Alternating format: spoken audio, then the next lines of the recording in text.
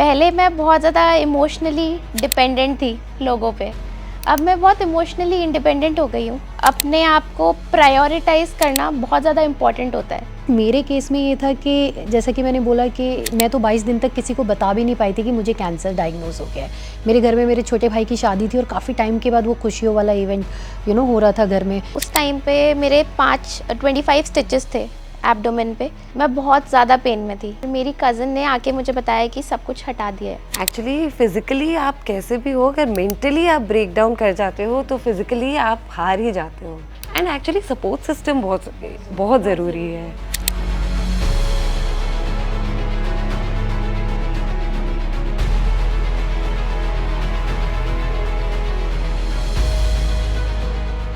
Women's day पर हम कहते हैं शी इज स्ट्रॉन्ग, लेकिन स्ट्रॉन्ग का मतलब क्या है? सारे दर्द झेल लेना या उन दर्द की पहचान कर लेना?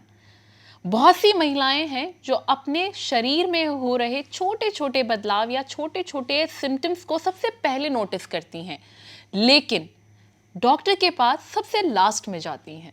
लेकिन ऐसी बहुत सारी महिलाएं हैं जो ये गलती नहीं करती, और इसलिए आज thehealthsite.com का the health site podcast women's day special है उन महिलाओं के साथ जिन्होंने ये गलती नहीं करी। हमारे साथ आज मौजूद हैं breast cancer survivor Anchal Sharma. Welcome Anchal. Thank you Lakshmi. दूसरी है हमारे साथ ovarian cancer survivor doctor Shivani. Welcome Shivani. Thank you so much. By the way मैं आपको एक बात बता दूं, वो सर्वाइवर के साथ साथ डर्मेटोलॉजिस्ट भी हैं। इसके अलावा हमारे साथ मौजूद हैं consultant of endocrine and breast surgery expert doctor Malika Dhanda. Welcome doctor. Thank you. तो सबसे पहले मैं आप दोनों सर्वाइवर से पूछूंगी कि जब आपको पहली बार कैंसर का पता चला था तो आप लोगों का उस टाइम पे रिएक्शन क्या था? फर्स्ट आंचल। ओके, सो मेरा रिएक्शन कुछ अलग ही था। मेरे ख्याल से अलग नहीं होगा, ऐसा सबका ही होता है। जब आप कैंसर सुनते हो वर्ड तो वो बहुत कुछ लेके आता है साथ में, और पूरी दुनिया इधर की उधर हो जाती है। सेम मेरा भी रहा। मुझे भी एक्सीडेंटली ही पता चला कि मुझे कैंसर है, because I notice a very small lump in my breast, और जिसको मैंने 1 साल के लिए इग्नोर कर दिया, क्योंकि मुझे ये बताया गया कि 31 और 32 की एज में किसी को ब्रेस्ट कैंसर नहीं होता है। द सेकेंड थिंग इज़ कि ये हो सकता है मिल्क क्लॉट है या फाइब्रॉइड है, बट ये कैंसर तो नहीं है। फिर फ़ोन पे 1-2 डॉक्टर से बात करी, एंड वही आई थिंक तब तक ये था मिथ कहीं ना कहीं कि 40 से पहले ब्रेस्ट कैंसर नहीं होता है। So there any which ways इसके बाद मेरा वेट लूज़ होना शुरू हो गया। मैं स्पोर्ट्स में थी, मुझे सारा जिम वगैरह सब कुछ बंद करना पड़ा अपना। And then one day one of my friend, actually उसके यहाँ पे कुछ फ्रॉड वगैरह कुछ हुआ था, एंड सेम टाइम पे मैंने कुछ चेंजेस नोटिस किए। तो एक होता है ना, जब आप किसी फ्रेंड की ऐसी कुछ सुनते हो तो आप कंसर्न शो करते हो कि क्या हुआ, कैसे हुआ वो fraud. I met him next day and it was like just normal hello, and he call me back, was like Aanchal मेरे साथ फ्रॉड हुआ है, that is also not small, तूने कंसर्न भी नहीं दिखाया। इज़ लाइक यार मैं क्या बोलूँ, मुझे कुछ समझ नहीं आ रहा, मेरे साथ कुछ तो अलग हो रहा है और मैं समझ नहीं पा रही हूँ। मेरी ब्रेस्ट में एक लम्प था जो इस पूरे ड्यूरेशन को 1 साल हो गया था। मैंने होम्योपैथी ट्रीटमेंट अपना शुरू कर दिया था, बट वो लम्प पीनट साइज से इतना बड़ा हो गया था तब तक। तो उसने ही suppose to fly to Germany, उसने अपनी फ़्लाइट कैंसिल करी, मेरी मेमोग्राम की अपॉइंटमेंट ग्रीन पार्क में बुक की, जहाँ मुझे पता चला कि मुझे 3rd स्टेज ब्रेस्ट कैंसर है। सो मुझे इतना याद है कि मेरे दोनों डॉक्टर्स मुझसे बात कर रहे हैं और मेरे ऊपर चिल्ला रहे हैं, तुम गांव से हो, कहाँ से हो, तुम्हें इतना बड़ा लंप नहीं पता चल रहा तुम्हारी ब्रेस्ट में क्या हो रहा है। And by that time breast जो है वो अंदर की तरफ श्रिंक होनी भी शुरू हो गई थी। तो बट ये था कि मुझे कुछ सुनाई नहीं दे रहा है, 2 लोग मेरे सामने बात कर रहे हैं, बट वो बात मेरे कानों तक नहीं पहुंच रही है somehow. Then the doctor shook my shoulder and he was like, आपको पता है आपको कैंसर है? And I was like, yeah, I cannot hear after cancer. Can you please tell me again? So that was a moment when I got to know कि मुझे cancer है। और उसके बाद वही जो रोना ये वो लोगों को होता है, मेरे बच्चों का क्या होगा, मुझे ये हुआ था, मेरे पेरेंट्स का क्या होगा, मेरे भाई बहनों का क्या होगा, मैंने तो अभी इनफ उनके लिए कुछ किया भी नहीं है। So that was the first reaction. Doctor Shivani, आपका क्या रिएक्शन था उस टाइम पे? बेसिकली जब मुझे पहली बार पता चला, ये पूरे प्रोसेस में जब मुझे पता चला तो मेरा रिएक्शन बहुत ही ज़्यादा अनयूजुअल था।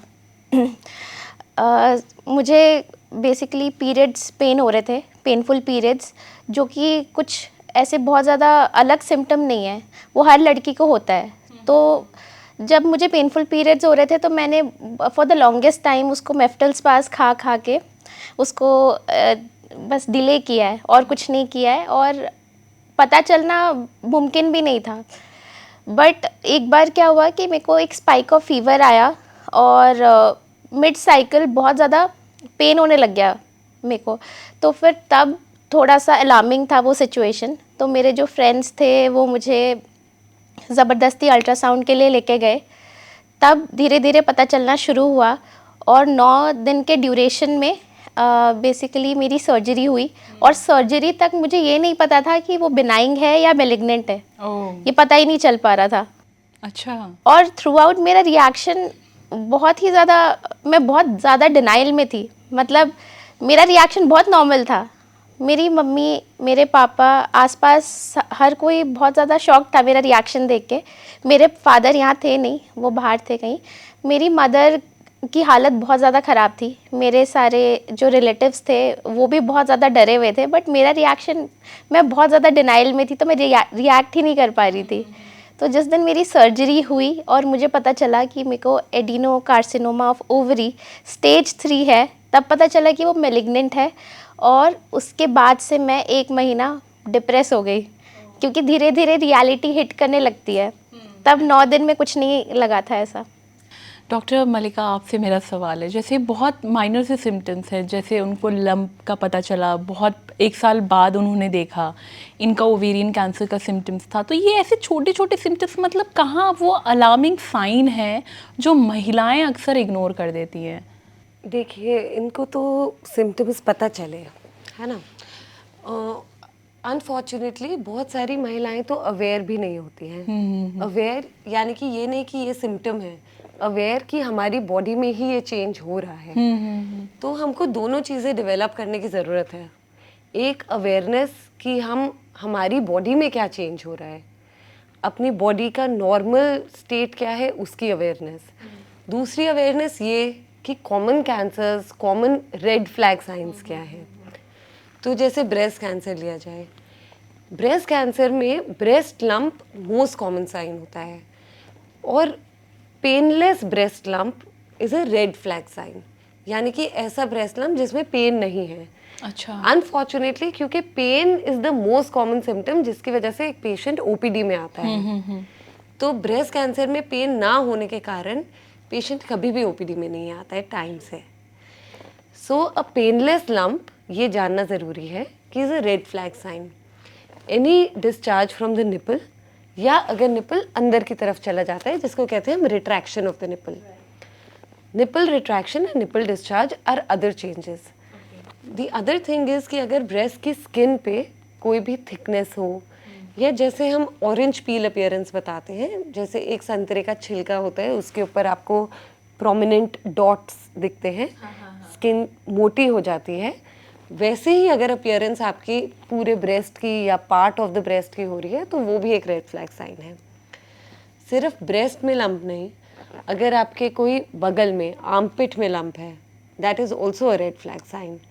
सपोज ना एवरीथिंग इज़ नॉर्मल, पर आप सिर्फ वेट लॉस एक्सपीरियंस कर रहे हैं, आप कुछ डाइट एक्सरसाइज नहीं कर रहे हैं, it is unexplained weight loss. पर ये हर कैंसर में है कि आपका वेट लॉस होता ही होता है? See, there are some general symptoms like weight loss, loss of appetite.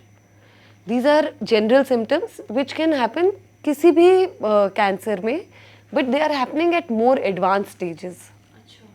जब तक एक कैंसर एक ऑर्गन में लिमिटेड है, तब तक ये सिम्टम्स नहीं आते हैं। तो अगर आप ये सब एक्सपीरियंस कर रहे हैं तो आपने ज़रूर कुछ इग्नोर किया है।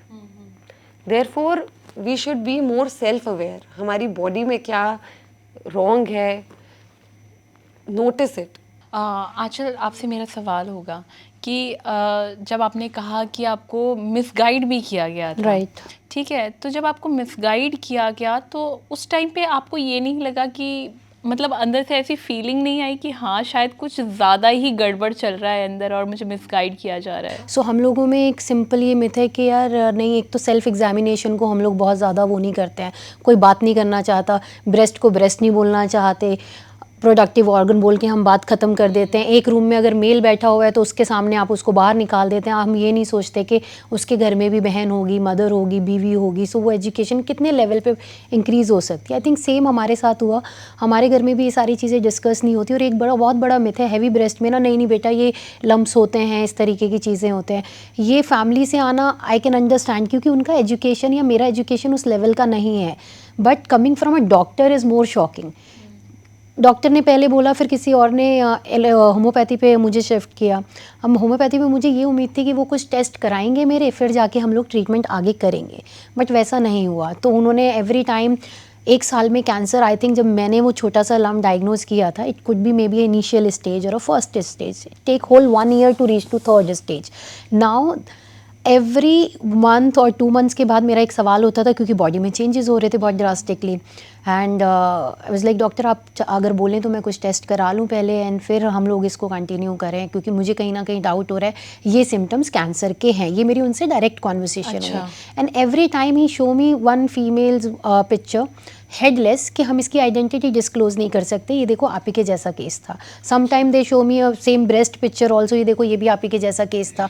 तो ये होते होते पूरा 1 साल निकल गया। एग्जैक्ट जनवरी 2016 में मैं उनके पास गई थी। जैन 2017 में मैंने उनको बोला डॉक्टर अभी भी आपको लगता है कि कैंसर नहीं है? सो बहुत इजी वे में उन्होंने बोल के छोड़ दिया कि आंचल अब मुझे लगता है कि आपको चेक करा लेना चाहिए। मतलब this is very surprising, I मतलब could have डॉक्टर की died- तरफ से ये चीज आ रही है। डॉक्टर की तरफ से ये चीज़ आ रही हाँ, है actually। सो इसीलिए कोई मुझे बोलता है ना कि आंचल आप ऑल्टरनेटिव ट्रीटमेंट्स को क्यों इतना वो बोलती है, मैं कहा मैं अपना एक्सपीरियंस शेयर कर सकती हूँ। जो मैंने नहीं किया है मैं उस चीज़ को शेयर नहीं कर सकती हूँ। जो मेरा बैड एक्सपीरियंस है I am sharing that with you, right. मेरे केस में मेरा बैड एक्सपीरियंस कहीं ना कहीं होम्योपैथी रहा है। सो आई ब्लेम दैट कि मेरे केस में मुझे 3rd स्टेज तक ले जाने का रीज़न होम्योपैथी था। डॉक्टर शिवानी, आपको कब पता चला आपके ओवेरियन कैंसर की, मतलब एट व्हाट एज आपको पता चला कि हाँ ये ओवेरियन कैंसर है? I was 29। 29। हाँ, और मेरे MD एग्ज़ाम्स थे आफ्टर 2 मंथ्स, और मैं उस टाइम पे पढ़ रही थी। उस टाइम पे हम किसी कैफ़े खाने गए थे और वहाँ से मुझे अचानक से पेट में दर्द हुआ और उसी रात को मेरे को फीवर आया था। उसके दैट नॉर्मल हाँ, स्टमक एक। हाँ, बस नॉर्मल स्टमक एक। और थोड़ा अनयूजुअल था क्योंकि वो मेरे को रात भर काफ़ी ज़्यादा दर्द रहा पेट में। तो अगले दिन मेरे दोस्त मेरे को अल्ट्रासाउंड कराने ले गए तो मेरी ओवरी विजिबल नहीं थी। तो फिर बेसिकली फिर उसके बाद मैं एक गायनेकोलॉजिस्ट के पास गई। उन्होंने मेरा पूरा एग्ज़ामिन किया और धीरे धीरे मुझे पता चलने लगा कि कुछ तो गड़बड़ है। वो मुझे नहीं बताते थे सीधे सीधे, क्योंकि मैं भी एक डॉक्टर हूँ तो मैं समझ जाती थी कि रेडियोलॉजिस्ट क्या बात कर रहे हैं, गायनेकोलॉजिस्ट क्या बात कर रहे हैं। तो मुझे पता था कि कैंसर हो सकता है मुझे, बट तब तक नहीं पता चला कि बिनाइंग है या मेलिग्नेंट है जब तक मेरी सर्जरी नहीं हुई। सर्जरी में इंट्रा ऑप ही पता चला जब उन्होंने मेरे टिश्यू का टुकड़ा लिया और उसका हिस्टोपैथ एग्जामिनेशन किया। उसी टाइम पे पता चला कि मेरे को एडिनोकार्सिनोमा ऑफ ओवरी स्टेज 3 है। उससे पहले तक मुझे ऐसा लग रहा था हो सकता है कि एक ही ओवरी की इन्वॉल्वमेंट हो सकता है कि बिनाइंग हो, और ऐसे ही बोला गया था मुझे। हाँ, इसलिए मैं कह रही हूँ ना कि महिलाएं सिम्टम्स सबसे पहले नोटिस कर लेती हैं, बॉडी में चेंजेस जो आते हैं। तो डॉक्टर आपसे मेरा सवाल है, जैसे कि मैंने दोनों का सुना कि डॉक्टर की तरफ से भी कई बार मिसगाइड कर दिया जाता है, डायरेक्टली पेशेंट्स को नहीं बताते। मे बी हो सकता है कि वो डराना नहीं चाहते और पैनिक नहीं सिचुएशन क्रिएट करना चाहते, पर ऐसा नहीं होता है कि डॉक्टर को बता देना चाहिए ताकि पेशेंट अवेयर रहे उस चीज़ को लेके? बिल्कुल, डॉक्टर को बिल्कुल बताना चाहिए।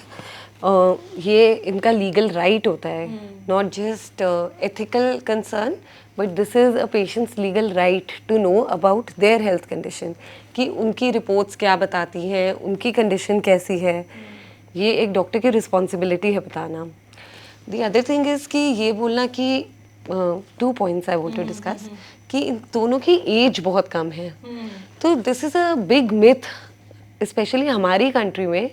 अनफॉर्चुनेटली ब्रेस्ट कैंसर स्पेशली में, जो वेस्ट में एवरेज एज अराउंड 60s है, वो हमारी कंट्री में 45 है। तो हमारी कंट्री में वैसे भी यंगर पॉपुलेशन है, तो जो मीन एज ऑफ कैंसर है वो भी लोअर है। तो 29 years and 31 years of age, that itself is even for the doctor, उनके लिए भी थोड़ा डिफिकल्ट रहा होगा सोचना, क्योंकि हमें भी एक सिस्टमेटिक वे में सोचना सिखाया जाता है कि अगर ये एज है तो हम ऐसे सस्पेक्ट करें, अगर इतना है ना. लेकिन of course symptoms, reports, tests, they all lead to a diagnosis. The second thing I want to emphasize on is about alternate therapy. So alternate therapy should go hand in hand. अगर आपकी mental wellbeing के लिए आपको alternate therapy चाहिए तो आप ज़रूर लीजिए, कोई प्रॉब्लम नहीं है. बट इन सिचुएशंस जहाँ पे टाइम बहुत वैल्यूएबल है, क्योंकि alternate therapy may take many years to work, तो लाइफस्टाइल डिसऑर्डर्स होते हैं जैसे हाइपरटेंशन, डायबिटीज़, उसके लिए आप एक्सपेरिमेंट करना चाहें तो कर सकते हैं at your own risk. But evidence based medicine की तरफ ही बढ़ना चाहिए हमको in cases like this where time is of essence. अगर हमको लगता है कि हम वैल्यूएबल टाइम लूज़ करेंगे तो प्लीज़ गो टू पीपल जहाँ पे आपको लगता है कि एविडेंस बेस्ड प्रैक्टिस हो रही है. मेरा सवाल अगला दोनों सर्वाइवर्स से है. जब आप लोग को कैंसर का पता चला तो ऐसा लगा कि अब सब ख़त्म होने वाला है, या फिर सिंपैथी मिलेगा, या फिर आगे का फ्यूचर कुछ नहीं है? मतलब मैं डायरेक्टली बात करना चाह रही हूँ मेंटल हेल्थ पे. उस टाइम पे क्या ऐसे ऐसे ख्याल, ऑफ कोर्स जब कोई बीमारी होती है दिमाग सबसे पहले ऐसे ही ख्यालों के आसपास घूमता रहता है, तो आप लोगों के साथ उस टाइम क्या सिचुएशन थी, क्या चल रहा था उस टाइम पे दिमाग में, क्या किस तरीके का स्ट्रेस था? एक तो सबसे बड़ी बात जैसा कि डॉक्टर ने बोला, एक्सेप्टेंस नहीं आती है, क्योंकि कैंसर एक्चुअली जब नाम आता है ना तो कहीं ना कहीं हम डेथ देख लेते हैं उस टाइम पे, विच इज़ ट्रू. कोई बोले ना नहीं होता, ऐसा नहीं, ऐसा होता है एक्चुअली में, और वही डिनाइल में हमारा उसको कंप्लीट करता है. द प्रॉब्लम इज़ दिस, मेरे केस में ये था कि जैसा कि मैंने बोला कि मैं तो 22 दिन तक किसी को बता भी नहीं पाई थी कि मुझे कैंसर डायग्नोज हो गया है. मेरे घर में मेरे छोटे भाई की शादी थी और काफ़ी टाइम के बाद वो खुशियों वाला इवेंट हो रहा था घर में, तो मैं बायोप्सी कराने जा रही हूँ, शाम को डांस कर रही हूँ, कभी कुछ और स्कैन हो रहा है, फिर शाम को जाके किसी संगीत में या किसी में पार्टिसिपेट कर रही हूँ, हेयर शॉर्ट कट कर लिए ताकि किसी को पता ना चले कि कैंसर से रिलेटेड कुछ चल रहा है. सो 22 दिन तक वो लाइफ जीना, it was the most difficult task.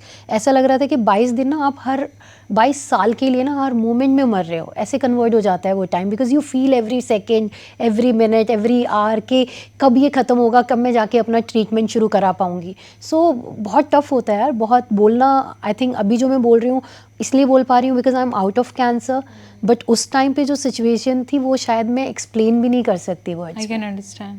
Doctor Shivani, आपके उस टाइम पे क्या सिचुएशन थी? आई नो ऑफ कोर्स वो बहुत वर्स्ट सिचुएशन रहती है, बट उस टाइम पे क्या था, क्या डील कर रहे थे? बेसिकली 9 मई को मेरी सर्जरी हुई थी, जिसमें मेरे दोनों ओवरीज और यूट्रस पूरा टोटली सब कुछ निकाल दिया था. उस टाइम पे मेरे 25 स्टिचेस थे एब्डोमेन पे. मैं बहुत ज़्यादा पेन में थी, बहुत ज़्यादा पेन में थी, और मेरी कज़न ने आके मुझे बताया कि सब कुछ हटा दिया है. उस टाइम पे मैं इतने पेन में थी कि ना मैं रो पा रही थी क्योंकि स्टिचेस थे, ज़्यादा मूवमेंट नहीं हो सकती थी, ना मैं रो पा रही थी, ना मैं समझ पा रही थी, सब कुछ मेरे अंदर चल रहा था. और धीरे धीरे रियलिटी हिट करने लग गई और मुझे धीरे धीरे रियलाइज़ होने लगा. मतलब मेरे सर्जरी से लेकर कीमो तक 1 महीना था बीच में. उस टाइम पे मैं पूरी तरह से डिप्रेशन में चली गई थी. मैं अपने रूम से बाहर नहीं आ पाती थी. स्टिचेस का पेन इतना ज़्यादा था और मेंटली भी मैं बहुत ज़्यादा, इन सारी चीज़ों ने हिट कर लिया था कि कैंसर कैसे हो गया, ये क्या हो गया मेरे साथ. और मेरे फैमिली को देख के भी मुझे बहुत बुरा लगता था. बेचारे वो भी बहुत ज़्यादा अपसेट रहते थे, लेकिन मेरे आसपास वो नहीं इतना अपसेट अपने आप को दिखा सकते थे. और मेरे को जो मदरहुड वाली बात है, उस टाइम पे तो मैंने सोचा ही नहीं था, लेकिन फिर भी मैं उस टाइम पे ये सोच रही थी कि यार ये ऑप्शन ही चला गया ना लाइफ से, कि I can not become a mother. ये सारी चीज़ें थी और ऐसा लग रहा था कि अब क्या होगा. मेरी फैमिली किसी को बता ही नहीं पा रही थी कि मुझे कैंसर है. सबको यही बोलती थी कि इसको फाइब्रॉइड हो गया है. हाँ जी, कि सर्जरी हुई है, फाइब्रॉइड हो गया था इसको. और फिर मैंने ना धीरे धीरे सबको बताना शुरू कर दिया. मैंने सोचा कि इसमें तो मेरी कोई गलती ही नहीं है. अगर मेरे कंडीशन से आसपास के लोगों में थोड़ी अवेयरनेस आ सकती है कि वो अपना अर्ली डायग्नोसिस कराएं, मेरी तरह वो इतना डिले ना कराएं। अगर उनको पेनफुल पीरियड्स हैं या कोई भी सिम्टम है जो थोड़ी अलार्मिंग लगती है, अगर वो एक अल्ट्रासाउंड करा लेते हैं और जल्दी पकड़ में आ जाती है कोई भी बीमारी, तो उसमें प्रॉब्लम क्या है? अब मुझे तो हो चुका है, लेकिन मेरी वजह से अगर और लोगों को हेल्प मिल सके तो उसमें क्या प्रॉब्लम है? तो यहाँ तक मैं पहुँच गई थी 1 महीने में कि मैं डिप्रेस्ड भी थी, but I was aware of my situation and my condition, और मैं इस चीज़ को लेके बहुत मोटिवेटेड हो गई कि यार नहीं, मुझे लोगों की हेल्प करनी है कि वो कैसे अपने सिम्टम्स पकड़ पाएँ, और मेरी वजह से अगर किसी को हेल्प हो सकती है तो वो हो जाए। और उस टाइम पे मैंने ये भी सोचा था कि सोशल मीडिया पे कहीं पे भी कोई अवेयरनेस नहीं है इस बारे में, स्पेशली इंडिया में लोग बात नहीं करते अपने कैंसर के बारे में, इसको स्टिग्मा की तरह देखा जाता है। बहुत सारे तो सामने आते भी नहीं हैं बात करने। मैं काफ़ी लोगों को मिली हूँ, I know very well known, India की टॉप फैमिलीज़ हैं कुछ, जिनमें से कुछ लोगों को कैंसर हुआ है, और मैं मेंटली थोड़ा सा उनको सपोर्ट के लिए मैं गई वहाँ पे मिलने, और मुझे यही बोला गया कि प्लीज़ आप किसी को बताइएगा मत। और शायद आज तक भी नहीं पता, और हमें ये नहीं पता जो हमारी लाइफ की सबसे बड़ी लड़ाई होती है उसको हम इतना वीक क्यों बना देते हैं कि सामने वाले को पता चलेगा तो क्या होगा। एग्जैक्टली। मतलब इस तरीके का स्टिग्मा क्यों है डॉक्टर? मतलब कि बात ही नहीं करना चाहता कोई पेशेंट इस बारे में? आई डोंट थिंक ये बाकी कैंसर्स के साथ है, बट डेफिनेटली रिप्रोडक्टिव ऑर्गन्स के कैंसर्स के साथ इसकी वजह से somehow womanhood लोग एक ऑर्गन में देखते हैं। womanhood is not in an organ, womanhood is somewhere inside us। कोई ऑर्गन निकालने से भी we don't become less Yes. of a woman, है ना? Like I am making a video recently, same thing जो आप बोल रहे हैं, मेरा भी मेडिकेशन की वजह से मे बी प्री मेनोपॉज जो है वो सप्रेस हो गया थोड़ा सा। तो जैसे ही मैंने किसी से बात करी, friends and few more family get to know, and they were like, oh अब तुम बच्चा पैदा नहीं कर सकती हो इसका मतलब। And I was like, how does that make me a less women than anyone else? It could be a choice also. अगर मुझे कैंसर नहीं भी हुआ तो हो सकता है I am not willing to, जो भी सिचुएशन है आज की डेट में वर्ल्ड में, मैं शायद तब भी ना चाहती, राइट? बट बिकॉज मेरी एक सिचुएशन मेडिकली शिफ्ट हो गई है, that doesn't make me a less women. Then I start making videos, then more females come forward कि यार हमें भी ये हुआ है, हमें भी ऐसे जज किया जाता है। तो आई थिंक मैम ने बहुत सही बोला है, प्रोडक्टिव ऑर्गन की वजह से कहीं ना कहीं सोसाइटल प्रेशर ये रहता है कि बच्चा पैदा नहीं कर पाएगी, शादी करके इससे करना क्या है। Recently I was talking to someone, यार कितना सैड होता है, क्योंकि I know one friend, because I run a community for the cancer patient and survivors. You won't believe, वहाँ पे 34-year-old गर्ल है, twice a cancer survivor, father just die with the cancer, and now उसके ऊपर pressure ये बनाया जाता है, be positive be positive. Now tell me how can be she B positive? She knows she can't get married in our life, and adoption का तो chance वैसे ही हमसे लीगली छीन लिया जाता है, बिकॉज आप एक हिस्ट्री कैरी करते हो तो आपको बच्चा अडॉप्ट करने का राइट नहीं है। देन फैमिली में कोई है नहीं उसके भी जो उसको उतना सपोर्ट करे। From where you are thinking that girl will be always in that mind set कि हाँ यार मैं पॉजिटिव हूँ? तो ये सारे प्रेशर हैं, और यही प्रेशर है कि आई थिंक पेरेंट्स भी कोशिश करते हैं कि बाहर पता ना चले, बट एक्चुअली ये सोसाइटी को देख के आई थिंक मतलब इन्फ्लुएंस हो जाते हैं। बट आप उसको दो जर्नी में डाल रहे हो ना। अब ये देखो, आप उसको एक कैंसर की लड़ाई तो वो लड़की आई है बच्ची बाहर, but the second thing is that अगर वो किसी को नहीं बताएगी, कल को आपने उसकी शादी भी करा दी, then again if something happen, किसके साथ वो शेयर करेगी? देन शी विल, मतलब हर न्यू बैटल स्टार्टेड, फैमिली से छुपाना, हस्बैंड से छुपाना, और अगर बता दिया तो you fraud with me, you cheat with me. हाँ, ट्रू ट्रू। एक्चुअली तो मेरे ख्याल से इस स्टिग्मा को तोड़ना सबसे इम्पोर्टेंट है कि आई थिंक आपके पास कोई भी हो, वेदर और brother, father, friend, husband, I think जो भी चीज़ है ओपनली बात करना सबसे ज़्यादा इम्पोर्टेंट है। एक्चुअली फैमिली ना बहुत प्रोटेक्टिव हो जाती है आपके लिए कि लोग मेरी बेटी को कुछ कहेंगे, उसको बुरा लग जाएगा, उसके बारे में बातें बनाएंगे, बट हमें ये समझना बहुत ज़रूरी है कि उसके साथ ये हो गया है, अब उसकी ये पर्सनल बैटल है। तो हम उसको अब किस तरह से सपोर्ट कर सकते हैं कि वो कॉन्फिडेंटली इस चीज़ को एक्सेप्ट करे और वो अपने लाइफ में चेंजेस लाए, क्योंकि कैंसर हो जाने से बहुत सारी चीज़ें बदल जाती हैं हमारे आसपास।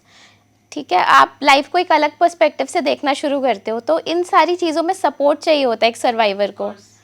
ना कि उसको बचा के प्रोटेक्ट करके रखना, ये कोई सोल्यूशन नहीं प्रोटेक्ट है। भी नहीं, आई थिंक कहीं ना कहीं विमेंस को बहुत वीक दिखा दिया जाता है इस वजह से, बेचारी ठीक है, जैसे आपने बोला कि बच्चा पैदा नहीं कर सकती, आगे फैमिली नहीं हो सकती, तो मतलब आई थिंक बेचारी साउंड कर दिया जाता है, तो इसलिए सोसाइटी वही देख के वही ग्रोन अप हो जाती है। नहीं, एक्सेप्टेंस भी नहीं है कहीं ना कहीं। मुझे ऐसा लगता है कि कौन है जो आज की डेट में मुझे ये लिख के दे दे कि वो परमानेंट जिएगा। I am sorry, if you are then I am sorry for you again, हाँ, कि आप 100 साल 200 साल जीने वाले हैं, because I am happy to live till अभी और 40-50 ईयर्स मुझे मिल जाए, मेरे बहुत है, you know. But somebody says कि ओ तुम तो, अभी हमारे ऊपर ना एक टैग भी लगा दिया जाता है कि अब तो इनकी एक्सपायरी जल्दी आने वाली है। But how can you tell me that? आप कैसे जानते हैं कि आप परमानेंट जिंदा रहने वाले हैं? तो ये सारे टैबूज हैं, and that is why I think I am very thankful that she also come out very strongly in discussing Yeah, this. actually. And I too found love of my life during the cancer, so I नहीं, actually मैं इसीलिए because सबसे common cancer में जो है वो breast cancer, and the second most common cancer is the cervical cancer. I think ovarian cancer के बारे में, मतलब ये बहुत कॉमन चीज़ है कि आपको पीरियड में पेन हो रहा है, बहुत सारी महिलाओं को होता है, इंक्लूडिंग मी, मुझे बहुत पेन होता है, और मैं भी सेम मेडिसिन लेकर खुद को रिलीफ दे के ऑफिस आती हूँ। Right. तो मतलब this is a very common thing. I think सब महिलाओं को ये सब चीज़ें नोटिस करनी चाहिए, छोटी छोटी चीज़ें जो डिस्कशन basically- नहीं है ना, कम्युनिकेशन नहीं है। जैसा कि मैम ने अभी बोला था कि ब्रेस्ट कैंसर के ऊपर हम बात करना चाहते हैं, बट हमारे खुद के अंदर as a female, as a girl, as a नहीं वुमेन आता। एक वो डिनाइल है फॉरएवर कि मैं नहीं हो सकती हूँ। बट डर आजकल है, ऐसा I नहीं है, वो guess, डर मेरे जो है ख्याल ना, से। That is over powering on every disease and everything. वो डर मिटाना बहुत ज़रूरी है। तो डॉक्टर मलिका, आपसे मेरा सवाल होगा, मतलब किसी भी तरीके का कैंसर हो, क्या वापस से, मतलब जब जो सर्वाइवर्स हैं, ठीक है, क्या उनकी लाइफ वापस से वैसे ही नॉर्मल हो जाती है, या फिर कुछ चेंजेस बॉडी में देखने को मिलते हैं? हालांकि ये लोग भी बता ही सकते हैं क्या changes after the cancer battle उन्होंने देखे, but I want to know from you. देखिए, आपकी लाइफ में कोई भी एक्सपीरियंस होता है लाइफ का, एक cancer is a major experience in life. आप लोगों ने सर्वाइव किया, diagnosis is not a death sentence, है ना? यस। आपका कैंसर डायग्नोज हो गया, इसका मतलब ये नहीं है कि आप डेड हैं, इसके बियॉन्ड लाइफ है।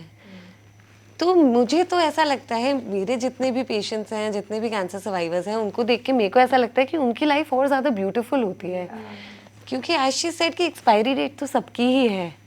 किसी को ये परसेप्शन पहले ही आ जाना, ये बहुत डिफ़िकल्ट है। जो एक वुमनहुड की बात है, एक मदरहुड की बात है, ये सब एक चॉइस है। These are choices that everybody individual has to make. The society does not have to make that choice. Me as an individual has to make that choice. आज की डेट में plenty of women are going ahead and choosing not to go down that road, है ना? So I don't think getting diagnosed once is a death sentence. आप उसको कैसे, उस journey को कैसे लिव करते हैं, आप कैसे सर्वाइव करते हैं, आप एक लॉन्ग टर्म सर्वाइवरशिप प्रोग्राम कैसे बनाते हैं, कितने लोगों को इंस्पायर करते हैं, दिस इज अ स्ट्रेंथ ना। Actually this is women's day, इसलिए आज हम हैं यहाँ साथ में। ट्रू। या तो अगर मैं ब्रेस्ट कैंसर के जो बहुत से कॉमन सिम्टम्स हैं जिनको आई थिंक महिलाओं को जो बहुत स्पेशली डिलीवरी के बाद जब महिलाएं फीड कराती हैं तो हल्की सी गांठ होना बड़ा कॉमन उन लोगों के बीच में होता है, वो नोटिस करती हैं। तो ये कैसे पता चलेगा कि वो गांठ कैंसरस है या नहीं है? कैसे पता चलेगा कि वो नॉर्मल है? कि जैसे कहते हैं कि दूध क्लॉट हो जाता है वहीं पर, इस वजह से गांठ बनती है, तो कैसे पता चलेगा? डिफरेंस कैसे करेंगे? देखिए, एक तो ब्रेस्ट में 10 में से 8 मतलब गांठें जो होती हैं वो बिनाइन होती हैं। ठीक है। हमको सिर्फ उन 2 को ही पकड़ना है, इसीलिए हम कहते हैं आप सारी 10 को आके दिखाइए, क्योंकि आप शायद नहीं पकड़ पाए लेकिन हम तो पकड़ ही लेंगे। जो दूसरी चीज़ है कि एक गांठ जो धीरे धीरे बढ़ रही है, जिसके कारण निपल से कुछ डिस्चार्ज आ रहा है। देखिए, जब आप ब्रेस्ट फीड कराते हैं तो एक नॉर्मल मिल्क डिस्चार्ज आता है जो दोनों ब्रेस्ट से आता है। ऑन सकलिंग, जब एक बच्चा दूध पीता है तब आता है ना, या उसके रोने पे आता है। जो ब्रेस्ट कैंसर में डिस्चार्ज होता है, निपल डिस्चार्ज होता है, वो एक तो एक ही साइड से आता है, वो ऑफन ब्लड स्टेन्ड होता है, रेडिश कलर का होएगा, ठीक है। और उसके कारण हो सकता है निपल कभी, जैसे मैंने आपको बताया, अंदर की तरफ खिंच गया हो, अंदर की तरफ चला गया हो। कई लोगों के बचपन से ही निपल बाहर प्रोजेक्ट नहीं कर रहे होते हैं, तो ये वरीसम नहीं है। यदि आपका पहले सब कुछ ठीक था और अब पिछले कुछ समय से आप देख रहे हैं कि निपल अंदर की तरफ जा रहा है, कोई गांठ भी है, ये वरीसम साइंस हैं। इसके लिए आपको डॉक्टर को दिखाना ही है। अगर मैं वहीं ओवेरियन कैंसर के बारे में बात करूं तो मतलब जैसे कि शुरुआत ही ये बात हुई कि बहुत नॉर्मल पेन हो रहा है, तो इस तरीके की सिचुएशन में कैसे इसको भी, इस पेन को डिफरेंस करेंगे कि ये पेन नॉर्मल नहीं है? सो पेल्विक पेन जो होता है, जो पीरियड्स के टाइम होता है, एंड जैसे इन्होंने बताया कि पीरियड्स के बीच में भी आ जाता है, वो एक पेन होता है। दूसरे बहुत वेग सिम्टम्स होते हैं, फीलिंग की बहुत ब्लोटेड फील कर रहे हैं, बहुत गैस जैसे फील हो रहा है पेट में, वो गैस रिलीफ ही नहीं हो रहा है आपको। एक हफ्ता हो गया, 2 हफ्ते हो गए, आपके वेट में चेंज हो रहा है, कभी वेट गेन हो गया है, you know, because of ascites, या वेट गेन हो गया है। तो ये सारे सिम्टम्स, अनफॉर्चुनेटली ओवेरियन कैंसर के सिम्टम्स बहुत वेग हैं। ये सिम्टम्स ऐसे हैं जो हम एवरीडे लाइफ में, I think everybody experiences in their lives at least once और ट्वाइस। तो पर अगर ये सिम्टम्स 2 हफ्ते 3 हफ्ते तक परसिस्ट कर रहे हैं, तो that is a red flag, आपको दिखाना है किसी को। किस एज में सबसे ज़्यादा रिस्क होता है ब्रेस्ट कैंसर और ओवेरियन कैंसर का? As I said, as, look at them. हाँ एक्चुअली, बट एज हमें नहीं बतानी है। सी आज की डेट में हार्ट अटैक, पहले भी ये हार्ट अटैक वाली अगर मैं बात करूँ तो 50s 40s में देखा जाता था, लेकिन आज तो छोटे छोटे बच्चे हार्ट अटैक के उसमें आ रहे हैं, मतलब वेरी डेंजरस। तो मैं इसलिए जानना चाहती हूँ बिकॉज ऑफ कोर्स इसकी कोई एज नहीं होगी, पर स्टिल अगर हम अर्ली एज से डिटेक्ट या फिर डायग्नोस करना शुरू करें या ट्रीट करवाना शुरू करें तो वो क्या एज होगी?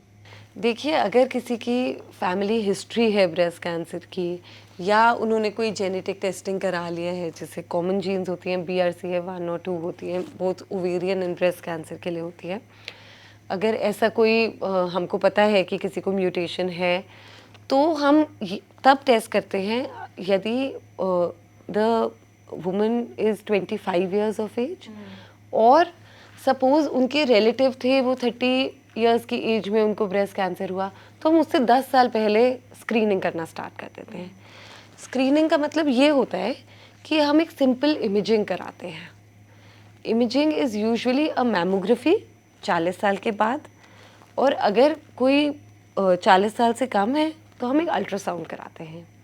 इन high risk cases where, as I told you, किसी की फैमिली हिस्ट्री है, कोई ऐसे है कि जिसका म्यूटेशन है, BRCA 1 2 म्यूटेशन है, या उस तरह के कोई म्यूटेशंस है, उसके लिए हम एक MRI करा सकते हैं। अच्छा, बट बेसिक थिंग इज़ कि हमको ब्रेस्ट सेल्फ एग्जामिनेशन करना है starting from the age of 25। Usually हम 30 कहते हैं, बट क्योंकि अब एवरेज एज ब्रेस्ट कैंसर का हमारे सोसाइटी में, इंडिया में 45-47 इयर्स देखा गया है, तो हमने उसको वेस्ट से और थोड़ा लोअर कर दिया है। डॉक्टर शिवानी, आपसे जानना चाहूँगी कि जब ओवेरियन कैंसर का आपको पता चला था तो आपको बॉडी में कुछ चेंजेस लगे थे? मतलब थेरेपी के टाइम पे जिस तरीके की थेरेपी कैंसर ट्रीटमेंट के दौरान होती है, उस टाइम पे बॉडी में आपको ओवरऑल क्या क्या चेंजेस देखने को मिले थे जो शायद कहीं ना कहीं स्कैरी भी रहे होंगे? तो क्या चेंजेस थे वो? जैसे ही मुझे पता चला कीमोथेरेपी होने वाली है, जो कि होनी ही थी, फिर फर्स्ट साइकिल ऑफ कीमो के बाद मेरे बाल झड़ने शुरू हो गए थे। मेरी सिस्टर हेल्प आउट करती थी, बाल धोने में, नहलाने में हेल्प करती थी, क्योंकि मैं काफ़ी वीक हो गई थी। तो फिर उसके हाथों में तो गुच्छे गुच्छे मेरे बाल के आ जाते थे, वो अपने पॉकेट में छुपा के ले जाती थी ताकि मुझे पता ना चले। लेकिन फिर क्या हुआ कि मेरे ना स्कैल्प पे छोटे छोटे से पस फिल्ड लीजन्स बन गए थे, बहुत छोटे छोटे से, जो बहुत काफ़ी पेनफुल हो गए थे। तो मैंने ये डिसाइड किया कि शेव कर देते हैं, मैं ऐसे नहीं रह सकती। जितना पेनलेस करते हैं इस प्रोसेस को, जितना पेन कम कर सकते हैं उतना बेटर रहता है during the process of chemotherapy, because this is not easy. हाँ, तो फिर मैंने वेट गेन काफ़ी ज़्यादा कर लिया था। बाल तो मेरे सारे झड़ गए थे, मेरे स्कैल्प के बाल, आईब्रोज़ के बाल जब झड़ जाते हैं तो थोड़ा और डिफ़िकल्ट होता है अपने आप को देखना। मैंने अपने आप को मिरर में देखना तो छोड़ ही दिया था। हाँ जी, तो मेंटली तो काफ़ी टोल ले लेता है आप पे, और काफ़ी वीक हो गई थी, पूरे बॉडी में बहुत ज़्यादा पेन रहता था आफ्टर कीमोथेरेपी। मैं सो नहीं पाती थी रातों को, और क्योंकि मेरा मेनोपॉज हिट हो गया, अर्ली मेनोपॉज आ गया, बिकॉज सारे ऑर्गन्स हटा दिए, तो उसकी वजह से हॉट फ्लैशेस, अचानक से गर्मी, अचानक से पसीना आना, वो पूरी रात चलते रहता था। तो बहुत डिफ़िकल्ट था। Overall it was not easy. हाँ, बट इसका मतलब ये नहीं है कि आप ट्रीटमेंट नहीं लेंगे। हाँ, आपको लेना ही है, चाहे ये एक प्रोसेस है और आपको इस प्रोसेस के थ्रू जाना ही पड़ेगा, इसी में ही आप स्ट्रांग बनोगे। But it was difficult, I won't deny. Aanchal, ji, difficult होता है ऑफ कोर्स, लेकिन मेरे केस में शायद ये हो गया था कि मैंने बहुत जल्दी आफ्टर जो मेमोग्राफी मेरी फर्स्ट हुई, एक एक्सेप्टेंस आ गई थी। फिर वो जो 22 दिन का जो एक और स्ट्रगल रहा लाइफ में कि बताना नहीं है, और सेलिब्रेट भी कर रही हूँ, रो भी रही हूँ, सब कुछ साथ में चल रहा है एक साथ सब में। कुछ एक स्ट्रॉन्ग वुमेन बनना ही है। हाँ, सब कुछ साथ में चल रहा है। एंड देन भाई की शादी हुई, next day I run to the hospital, reports collect करी, और पहली जो कीमोपॉट लगाते हैं वो सर्जरी मैंने कराई पहली वहाँ पे। कोई था नहीं साथ में, तो करा के मैं वापस ड्राइव करके घर गई, and then I break the news कि मुझे कैंसर डायग्नोस हो गया। और उसके बाद में कीमो ऑफ कोर्स जो हेयर जाता है, आई थिंक हेयर लॉस करना कैंसर से भी ज़्यादा कहीं ना कहीं आज की डेट में भी हमारे यहाँ पे फीमेल्स इस चीज़ से ज़्यादा अफेयर्ड हैं और डरती हैं कि कोई मुझे बिना बालों के ना देख ले, यू नो। बट मेरा आई थिंक कुछ तो उल्टा हुआ था। मैं गई पहली कीमो कराने के बाद, एंड आई वाज लाइक यार मैं वेट क्यों करूँ अगली लगने का, यहाँ से बाल जाएंगे, वहाँ से जाएंगे, तो वो और ज़्यादा स्ट्रेस देंगे। आई रिमेंबर मैं मार्चर्स गई, तब तक मेरे बाल झड़ने शुरू नहीं हुए थे पहली कीमो के बाद। मैंने कहा भैया मुंडन कर दो, क्योंकि मेरे माँ बाप ने नहीं कराया था, तो भगवान ने मुझे ही मौका दे दिया है। सो मेरा ऐसे मेरा हेड शेव हुआ। Then I went back home. लेकिन उसके बाद में मैंने भी विग बना के पहनने की कोशिश करी, क्योंकि जैसा कि मैंने बोला कि कोई भी सुपर वुमेन नहीं होता है, इसमें फेसेस आते हैं where you sometime feel very strong, sometime you feel very weak. तो मेरा भी था, 80-90 लोगों की कॉन्फ्रेंस थी मेरी रियल एस्टेट की। अब उनको किसी को नहीं पता है मुझे कैंसर है, तो I also try to hide कि यार क्यों बताना है किसी को। तो मैंने विग बनाई, और वो विग बना के मैंने पहली बार पहनी, जुलाई का टाइम था। एंड वही पिगमेंटेशन, हेड, गर्मी बिकॉज उस time बॉडी इतनी ज़्यादा सेंसिटिव हो जाती है ना, आपकी बॉडी पे थोड़ा सा भी pressure cause you unlimited pain. अब मैं 2 घंटे हो गए मैंने पहना उसको, 2 घंटे के बाद वहाँ तक पहुँचने में मैंने ऐसे देखा राइट लेफ़्ट, कौन है ये लोग, मैं क्यों छुपा रही हूँ इन लोगों से अपने आप को, और अगर इनको पता भी चल जाएगा तो they do come forward to take my financial responsibility और इमोशनल, और मेरे साथ खड़े होंगे। ये सारे थॉट्स आए। 5 मिनट में मैंने वो वेग उतारी in front of 80 people, and I just hold my head like this, I was like what a relief. And after that no wig nothing, I did I think मेरे doctor भी बोलते हैं, doctor Harish Chaturvedi, इसको 10 दिन cancer था, 10 दिन के बाद पता नहीं इसको क्या हुआ। I wear my best makeup, best outfit, and I did lots of photo shoots and lots of campaign, and life change for good. और मुझे पता नहीं चला कि कैंसर कब ख़त्म हो गया। डॉक्टर, कैंसर पेशेंट को पॉजिटिव रहना कितना इम्पोर्टेंट है? जैसे उन्होंने बोला कि I think this is the most important thing, I guess. Most important thing, it is the most important thing. Actually physically आप कैसे भी हो, अगर मेंटली आप ब्रेक डाउन कर जाते हो तो फिजिकली आप हार ही जाते हो। तो अगर आप मेंटली स्ट्रांग होते हो, मैंने तो अपने सारे पेशेंट्स के साथ देख लिया, वो पहले ही पता चल जाता है कि जो मेंटली स्ट्रांग होते हैं दे survive the fight. Mentally strong रहना, एंड एक्चुअली सपोर्ट सिस्टम बहुत ज़रूरी है।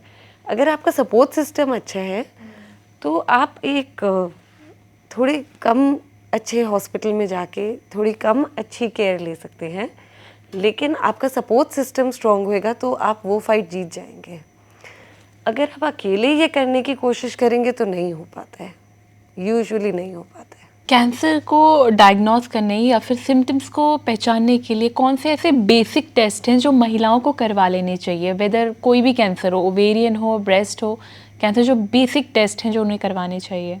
देखिए, ब्रेस्ट के लिए तो टेस्ट आप छोड़िए, आप ब्रेस्ट सेल्फ एग्जामिनेशन ज़रूर करिए, मंथली ब्रेस्ट सेल्फ एग्जामिनेशन। और वो कैसे होगा? पीरियड्स ख़त्म होने के बाद एवरी मंथ आपको 3 स्टेप्स करने हैं। फर्स्ट स्टेप इज़, आप अपने क्लोथ्स उतार के मिरर के सामने खड़े हुए, आप देखिए आपकी ब्रेस्ट कैसे दिखती है। सबसे पहले आपको ब्रेस्ट सेल्फ अवेयरनेस होनी चाहिए कि आपकी ब्रेस्ट नॉर्मली कैसे दिखती है। द सेकेंड थिंग इज़ कि आप देखिए कि आपके निपल्स का लेवल सेम है। देखिए, थोड़ा सा अंतर सबकी ब्रेस्ट में होता है, लेफ़्ट और राइट ब्रेस्ट सेम नहीं होती है, तो थोड़ा सा वो जो अंतर होता है वो आप धीरे धीरे पहचान जाएंगे। लेकिन अगर कोई रीसेंट चेंज है, जैसे कभी कभी कोई गांठ होती है वो दिखने लग जाती है ऊपर से, या स्किन आपकी, मैंने जैसे आपको बताया ब्रेस्ट की स्किन जो है वो थिक हो रही है कहीं पे, वो आपको पता चलने लग जाता है, निपल आपका अंदर की तरफ जा रहा है, ये सारे साइंस हैं। यही सब आपको ऑब्जर्व करना है ऊपर से देखने में। सेकंड स्टेप होता है कि आप फील करते हैं, उंगली ऐसे फ्लैट रख के। अक्सर महिलाएं क्या करती हैं, अपने दोनों अंगूठे और इंडेक्स फिंगर के साथ करती हैं, ऐसे नहीं फील करना है, ऐसे It has to go like circle movement में with the correct, absolutely correct. So with the flat of your hand, ये फ्लैट फिंगर्स रखकर जैसे क्लॉक मूव करती है ना, वैसे ही आपको पूरा ब्रेस्ट पैल्पेट करना है। That is the second step. इसमें आप क्या देखेंगे, सेम थिंग, कोई लंप है, आप अपना जो निपल के आसपास डार्क एरिया होता है उसको हम एरियोला बोलते हैं, उसको दबा कर देखिए कोई डिस्चार्ज तो नहीं आ रहा है, आपके आर्मपिट में कोई लंप तो नहीं है। This is the second step, बस, so simple. The third step is कि आप लेट जाएंगे और जो अंडर सरफेस होती है आपके ब्रेस्ट की, जो नीचे का हिस्सा होता है, जो खड़े होकर इतने अच्छे से नहीं महसूस होता है, आप उसको महसूस करेंगे। जिस तरफ की आप ब्रेस्ट फील कर रहे हैं उस तरफ का हाथ अपने सर के नीचे रख के दूसरे हाथ से under surface of the breast आप फील करेंगे, यानी कि नीचे का हिस्सा, सेम चीज़ जो आप स्टेप 2 में कर रहे हो। और उसी टाइम पे आप अपने आर्मपिट में भी फील कर सकते हैं। अच्छा, और यही चीज़ फील करेंगे कि कोई गांठ तो नहीं है। ये जितना समय बोलने में लगा उतना समय करने में नहीं लगा। It's hardly 3-4 minutes exercise, complete exercise जो एंड वंस अ मंथ, ये पैनिक करके हर रोज़ नहीं ट्राई करने लग जाना है, वंस अ मंथ करना है। पहले 1-2 महीने आपको पता चलेगा कि आपका नॉर्मल ब्रेस्ट कैसे होता है, थर्ड मंथ से आपको समझ आने लग जाएगा। मतलब ये एक क्विक एक्सरसाइज है जो आप ब्रेस्ट के लिए करेंगे। द सेकेंड थिंग जो मैंने आपको बताया, अगर आप 40 इयर्स के हैं तो प्लीज़ एक बेसलाइन मैमोग्राफी ज़रूर करा लीजिए। कोई अर्बन सिटी में तो बहुत इजीली एक्सेसिबल है, हर जगह होती है। आप रूरल बैकग्राउंड से अगर आ रहे हैं, कहीं विलेज से आ रहे हैं, तब भी थोड़ा सा ट्रैवल करके साल में एक बारी एक मैमोग्राफी कराइए। अपने आप को ये बर्थडे गिफ्ट, एनिवर्सरी गिफ्ट। हमारे यहाँ पे प्रॉब्लम ये है ना, हम ना दूसरे जो मिथ जो व्हाट्सएप यूनिवर्सिटी है या जो नए नए इन्फ्लुएंसर्स आए हैं जो अपने आप को हेल्थ केयर के, दे I always say they are not less than cancer because they are misleading the, because उनकी ऑडियंस ज़्यादा है। हम लोग वही चीज़ ज़्यादा वॉच करते हैं जहाँ से कहीं ना कहीं से हमें नेगेटिव कुछ मिल रहा है, डर मिल रहा है कहीं से। तो मैं हमेशा बोलती हूँ भैया वो कैंसर से कम नहीं है, उनको मत सुनो आप actually educate about the subject. जैसा कि मैम ने बोला, मेरी बॉडी है, मैं अगर फील नहीं कर सकती तो कौन फील करेगा उस बॉडी को, and this is your temple, right. जब तक ठीक है, कुछ नहीं हो रहा, आप कहते हो अरे मैं ठीक हूँ, जिस दिन हो जाएगा उस दिन आप ही होंगे जो बोलेंगे मैंने ये नहीं किया। अगर मैं छोटी सी एक प्रैक्टिस करती तो शायद मैं जल्दी डायग्नोज हो जाती या हो जाता। तो ये जो एक्सेप्टेंस नहीं है ना मेट्रो सिटीज़ में भी, मैम यू वॉन्ट बिलीव ऐसे ऐसे लोग हैं, कई बार ऐसी ऐसी बातें बताते हैं, मैं सुन के ये कहती हूँ कि अच्छा हुआ मैं स्कूल नहीं जा पाई। यू नो, रेडिएशन मत कराना, रेडिएशन के कांटेक्ट में आओगे तो ये हो जाएगा, वो आओगे, लेकिन उससे ज़्यादा रेडिएशन के कांटेक्ट में तो हम डेली हैं।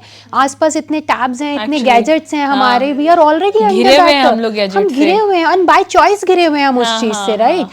जो चीज़ आपकी लाइफ के लिए, इस बॉडी को ठीक रखने के लिए ज़रूरी है, उससे हम इतना डरे हुए हैं कि पता नहीं हमारा कौन सा ऑर्गन ख़राब हो जाएगा। कीमो कराओगे तो साइड इफ़ेक्ट्स होंगे बाद में। भाई पहले जान तो बचा लो, side effect can be manage, but save, let me save my life. तो ये ना एजुकेशन मेट्रो सिटीज़ में बहुत कम है, गांव में फिर भी आप लोगों को समझा पाएंगे कि ये कराने से क्या होगा, जो मैंने देखा है अपनी लाइफ में। ओवेरियन कैंसर के बारे में, अगर जैसे ब्रेस्ट कैंसर के लिए आपने बताया, ओवेरियन कैंसर का भी कोई सेल्फ डायग्नोस है? सेल्फ डायग्नोसिस नहीं है अनफॉर्चुनेटली। स्क्रीनिंग नहीं होती है ओवेरियन कैंसर की। कई लोग एक ये जो लिमिटेड टेस्ट्स होते हैं उसमें एक CA-125 डाल देते हैं. I don't know how useful that is for diagnosis. The other thing is कि ओवेरियन कैंसर इतना रेयर है और इसके सिम्टम्स ऐसे हैं कि उसमें थोड़ा टाइम लग जाता है टू रीच द डॉक्टर. पर इसका कोई ऐसा मेथड कि हम एक जो आपके हेल्थ पैकेजेस होते हैं उसमें एक एनुअल अल्ट्रासाउंड होता है उससे पता चल सकता है.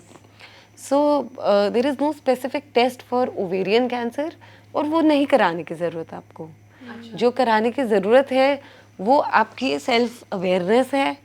और if there is a symptom contact your doctor immediately. जैसे कि डॉक्टर शिवानी ने बताया कि बहुत नॉर्मल सिम्टम्स उनको फील हुआ था, जैसे पेन था, पीरियड पेन, तो वो आगे जाके इतना हार्मफुल हो सकता है. तो ये कैसे महिलाएं बाकी जो हमें देख रही हैं वो कैसे समझेंगी कि क्योंकि पीरियड का पेन तो हर महीने वैसे ही आता है, तो कैसे समझेंगे इस चीज़ को?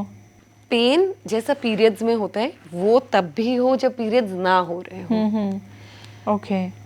ब्लोटिंग, आपको लग रहा है कि आप कुछ डाइजेस्ट ही नहीं कर पा रहे हैं, आपका अब्डोमेन पूरा ऐसे डिस्टेंडेड है, बड़ा हो गया है, पेट बड़ा हो गया है, वेट गेन, ये चीज़ें अगर परसिस्ट कर रही हैं, आप पहले दिन मत आइए, दूसरे दिन मत आइए, एक हफ्ते तक मत आइए, पर अगर ये 2 वीक्स तक भी रह रही हैं तो आप डॉक्टर को दिखाएंगे ना. एक्चुअली कुछ महिलाएं तो जाती भी नहीं नहीं दिखाती है, नहीं जाती. नहीं जाती हैं. डर है ना, डर. या फिर हम बहुत डिले करते हैं, हमें लगता है बाद में दिखा बाद में देंगे, दिखा लेंगे. छुट्टी आएगी तब दिखा देंगे. मैं उस कैटेगरी में खुद को रखती हूँ. हाँ, हम मोस्टली उसी कैटेगरी में होते हैं. तो हमें ये जो डिले है ना, अपने हेल्थ को थोड़ा पहले प्रायोरिटाइज करेंगे कि ब्लड टेस्ट अगर करा लिया, इतना ज़्यादा पीरियड्स पेन रह रहा है तो एक अल्ट्रासाउंड अगर आपने करा लिया होता, अगर मैंने थोड़ा पहले अल्ट्रासाउंड करा लिया होता तो अर्लियर स्टेज में भी पकड़ सकते थे उसको. But I chose to delay it, क्योंकि हम यही करते हैं. यही करते हैं.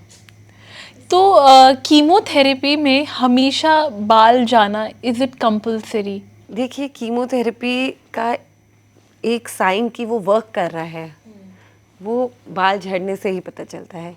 क्योंकि कीमोथेरेपी, कैंसर में क्या होता है कि सेल्स बहुत तेज़ी से डिवाइड हो रहे होते हैं. ठीक है, सिमिलर टू हमारे hair, skin, that is why chemotherapy उन्हीं सेल्स को टारगेट करती है. तो उसमें आप समझ लीजिए एक टाइप का कोलैटरल डैमेज होता है जो हमारे हेयर और स्किन लॉस एंड रिप्रोडक्टिव जो हमारा लॉस होता है. तो कीमोथेरेपी में बाल झड़ते हैं लेकिन वो बाल वापस आते हैं. These are all temporary बहुत changes. ही एक ट्रांजिएंट फेज होता है लाइफ यस यस यस. उसके बाद और अच्छे आते हैं. बहुत मेरे ही बाल strong. स्ट्रेट थे और एकदम से इतने कर्ली हो गए थे, इतने मैं हैंडल नहीं कर पाई तो मुझे कट करने पड़े एंड देन बहुत आई जस्ट strong और अच्छे बाल आते हैं. Yes. The texture is very good. हाँ. मेरे तो सारे बाल बहुत डैमेज हो गए. मेरे हेयर तो ग्रे भी हो गए and I converted into a style. I was like I don't want to colour them, it's okay. नहीं, वो अलग ही लुक दे रहे हैं. हाँ, बहुत अच्छे लग रहे हैं. Thank you. I start getting compliment from the lift to till 5th floor. So it's इसीलिए हम लोग कहते हैं ना कि लाइफ, जैसा कि मैम ने बोला, कैंसर के बाद लाइफ चेंज ज़रूर होती है. We become, I always say, we become expensive car. Maintenance करते रहोगे, चलते रहोगे. And now because we are more aware of our body, more aware of everything, so we celebrate every moment of our life. So life become actually more beautiful and healthy before then cancer. Doctor, अगर जब एक बार cancer ठीक हो जाता है तो उसके बाद वो दोबारा होने के चांसेस कितने रहते हैं? मतलब क्या दोबारा, बहुत सारे केसेस हमने देखे हैं कि कैंसर ठीक हो गया लेकिन दोबारा फिर डिटेक्ट हुआ है. देखिए, कैंसर का जो रेकरेंस होता है वो इंडिविजुअल कैंसर किस स्टेज पे आया, किस तरह का कैंसर है. नॉट जस्ट ब्रेस्ट कैंसर भी कई तरीके का होता है ना. वो कौन से टाइप का ब्रेस्ट कैंसर आपको हुआ, फिर कौन से स्टेज पे डायग्नोज हुआ. तो ट्रीटमेंट आज की डेट में बहुत पर्सनलाइज्ड हो गई है कि अगर आपको इस टाइप का कैंसर है तो आपको इस टाइप की कीमोथेरेपी लगेगी, या अगर आपकी ये एज है और आपका ये फंक्शनल स्टेटस, जिसका मतलब कि आपका हार्ट की कंडीशन कैसी है, आपकी जनरल वेलबींग कैसी है, वो सब देखकर आपकी ट्रीटमेंट प्लान होती है. तो ये कहना कि रेकरेंस जिसको हम कहते हैं, कैंसर का रेकरेंस कितना % होगा, ये इंडिविजुअलाइज्ड होता है, बट अगर आप कंप्लीटमेंट ट्रीट करते हैं तो द चांसेस ऑफ रेकरेंस बहुत कम हो जाता है। उसके बाद भी कुछ फॉलोअप रूटीन वगैरह चेकअप्स Routine वगैरह follow-ups फॉलोअप होते हैं और वो मैंडेटरी हैं, वो भी वो तो शेड्यूल्ड पूरी रात होते हैं पूरा लाइफ चलेंगे हमारे। पूरे। अच्छा, और वो कितने कितने गैप में रहते हैं, मतलब रेगुलर रहते हैं? So it's first वाले में I think To first start three with, months for 5 correct. years, then 6 months after 5 years, then after few years 1 year every year. So it's like that. So we are an expensive car now. या मैं आप तीनों से पूछना चाहूंगी, strong women का मतलब क्या होगा? Just be you. मेरे हिसाब से just be you. The moment you start celebrating yourself, the moment you start keeping yourself first without harming or chasing anyone else around is also not nice. But if you celebrate yourself and if you feel that happy कि आपको यार, जैसे मैं आज सुबह मैंने अपने लिए खुद के लिए फ्लावर खरीदे जब यहाँ से आते वक्त, because I want them for myself, why I wait for someone to surprise me, why can't I be my own surprise, you know. तो मेरे हिसाब से स्ट्रॉन्ग वुमेन वही है जो अपना ख्याल रखे, अपनी बॉडी का ख्याल रखे और अपने आप को फाइनेंशियली स्ट्रॉन्ग करे। शिवानी? हाँ जी, मैं बिल्कुल एग्री करती हूँ इस चीज़ से। कैंसर के बाद मेरा लाइफ को देखने का पर्सपेक्टिव, नज़रिया बिल्कुल चेंज हो गया है। पहले मैं बहुत ज़्यादा इमोशनली डिपेंडेंट थी लोगों पे, अब मैं बहुत इमोशनली इंडिपेंडेंट हो गई हूँ। फाइनेंशियली इंडिपेंडेंट तो हूँ ही, बट इमोशनली अपना ख्याल रखना, अपने आप को प्रायोरिटाइज़ करना बहुत ज़्यादा इम्पॉर्टेंट होता है। तो आप कितना अच्छे से अपने आप को संभालते हो, चाहे लाइफ कितनी भी ज़्यादा डिफ़िकल्ट हर किसी की होती है, नॉट ओनली कैंसर, बट आप उस आसपास के एक्सपीरियंसेस से जो आपकी लाइफ में होते हैं उससे आप क्या सीखते हो और अपने आप को कैसे कैरी करते हो हर रोज़, वो ज़्यादा इम्पॉर्टेंट है।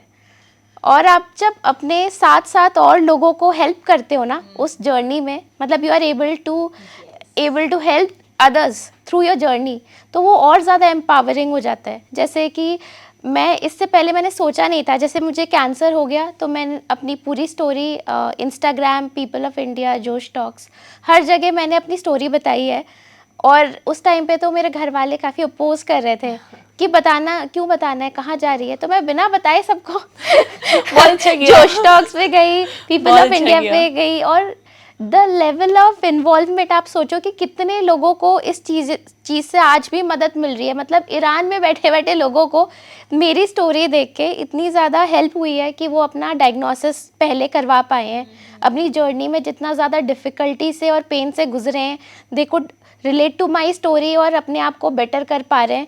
मतलब हर रोज़ मेरे को एक दो मैसेजेस आते ही रहते हैं, जो लोग या तो किसी का अर्ली डायग्नोसिस हो गया है या तो कोई बहुत इमोशनली डिप्रेस्ड हो चुका है, ज़िंदगी ख़त्म हो गई है ये सोच के बैठा है और उसको मेरी स्टोरी देख के हेल्प मिली है। तो आई थिंक कि आप तो आगे बढ़ो ही, लेकिन आसपास अगर आप लोगों की मदद कर सको तो उससे कोई बेटर या उससे ब्यूटीफुल कोई चीज़ नहीं है। एम्पावर करता है हम लोगों को, खुद को भी एम्पावर करता है। कोई बोले ना आपका क्या है, क्या मोटिवेट करता है, I think our motivation is become to motivate someone else actually हाँ, मतलब लोग तो ऐसे ही हैं कि हमारे साथ ये हो गया वो हो गया, लेकिन look at your self also कि मतलब आप लोग खुद ही इतनी बड़ी जंग जीत कर आए हो और आप लोगों को इंस्पायर कर रहे हो, अवेयर कर रहे हो। आई think this is the most important thing कि आप अवेयर कर रहे जब हो। आप अपने आप को करते हो, वो प्यार देते हो ना, तो वो दिखता भी है। Body, my movement, what ever is happening around, I was like I am giving best treatment, you know, I'm getting best treatment, sorry, from the doctors, I'm doing everything to cure my cancer, but इसके आगे मैं क्या कर सकती हूँ? At least I can keep my self happy.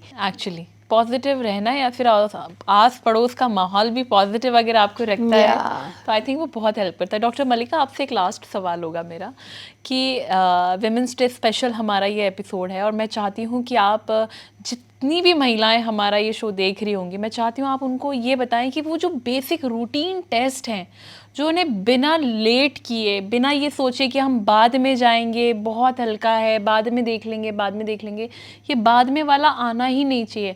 अब मैं या तो ये समझो कि मैं कहूँ कि आप उन महिलाओं को डरा दो कि ये टेस्ट करवाना ही पड़ेगा, क्योंकि वो ऐसे तो जाएंगी नहीं, क्योंकि वो लास्ट स्टेज में पता चल रहा है जो भी चीज़ हो रही है।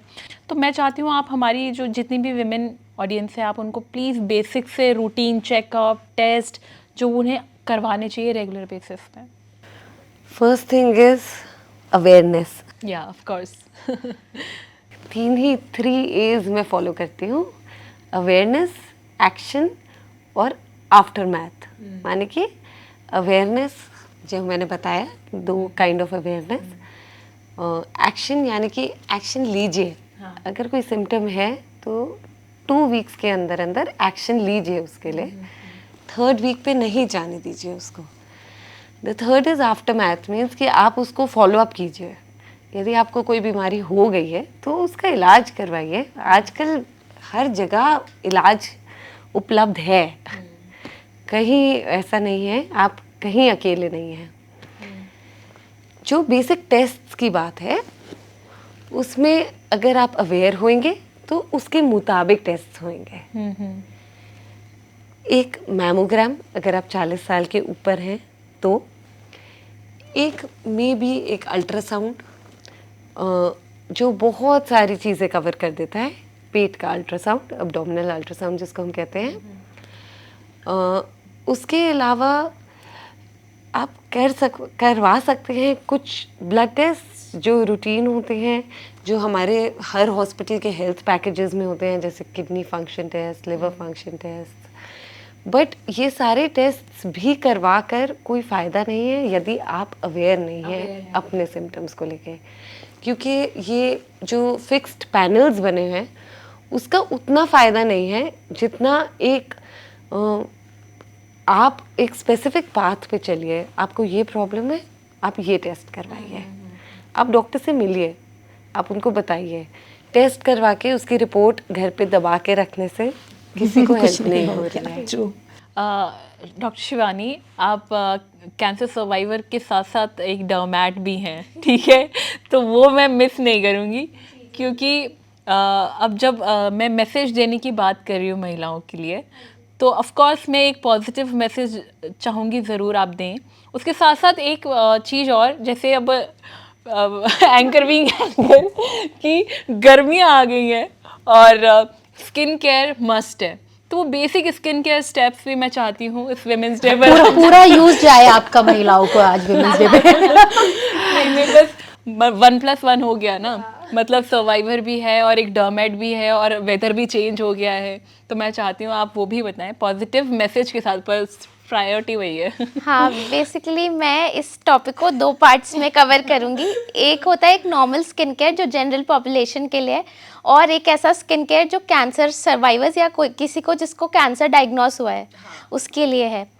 तो सबसे पहले जनरल के साथ चलते हैं। तो जनरल स्किन केयर एडवाइस ये रहती है कि आपका जो 3 स्टेप रूटीन होना चाहिए सुबह के टाइम पे, फेस वॉश, मॉइस्चराइज़र और सनस्क्रीन। ये कितना इजी है, ठीक है, लेकिन हम बहुत सारी और चीज़ें डाल देते हैं, टोनर्स डाल देते हैं, एक्सफोलिएटिंग एजेंट्स डाल देते हैं, लेकिन आप एक बहुत बेसिक चीज़ के साथ अगर जा सकते हैं, रोज़ कर सकते हैं कंसिस्टेंटली एवरी सिंगल डे, तो आपका स्किन केयर गेम पूरा ही चेंज हो जाएगा। तो ये मैं अपने पेज के थ्रू भी प्रमोट करती हूँ, बट मैं वैसे इस प्लेटफॉर्म में बता रही हूँ। नहीं, बहुत अच्छी बात हाँ है, जी, मैंने आपका पेज देखा भी है। हाँ जी। और रात को आप चाहे मेकअप करते हैं चाहे सनस्क्रीन लगाते हैं, it has to be taken out. तो आप मिसेलर वाटर से पहले सारा रिमूव करिए, बहुत इंपॉर्टेंट है, बस मुंह धो लेने से नहीं होगा।